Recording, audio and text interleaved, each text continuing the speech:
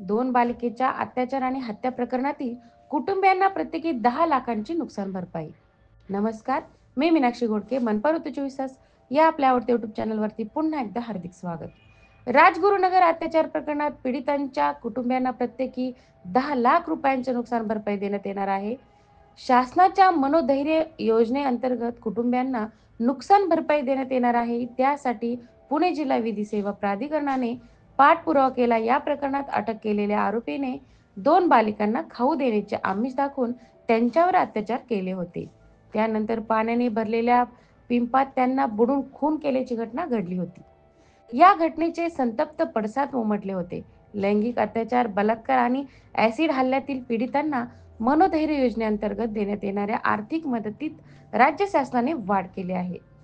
पीडित आणि त्यांच्या कुटुंबियांना 10 लाख रुपयांपर्यंत आर्थिक मदत केली जाणार आहे. याबाबत महिला आणि बाल विकास विभागाने गुरुवारी सुधारित शासन आदेश दिले. आदेश दिल्यानंतर दुसऱ्याच दिवशी राजगुरुनगर अत्याचार प्रकरणातील पीडितांच्या कुटुंबियांना प्रत्येकी 10 लाख रुपयांचे नुकसान भरपाई देण्याचा निर्णय घेण्यात आला. अशा माहिती पुणे जिल्हा विधी सेवा प्राधिकरणाच्या सचिव न्यायाधीश सोनल पाटील यांनी दिली. लैंगिक अत्याचारापासून बालकांचे संरक्षण कायद्याच्या पोक्सो कलम 2 अंतर्गत मनोधैर्य योजनेतून पीडित बालकांचे पुनर्वसन केले जाते.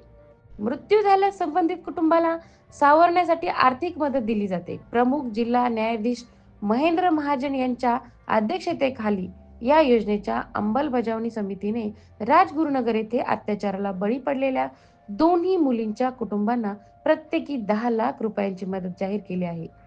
या योजनेअंतर्गत आर्थिक मदतीची व्याप्ती वाढल्यानंतर पुणे जिल्हा विधी सेवा प्राधिकरणाने पाठपुरावा करून पीडित कुटुंबांना तात्काळ आर्थिक मदत मिळवून देण्यासाठी पाठपुरावा केला.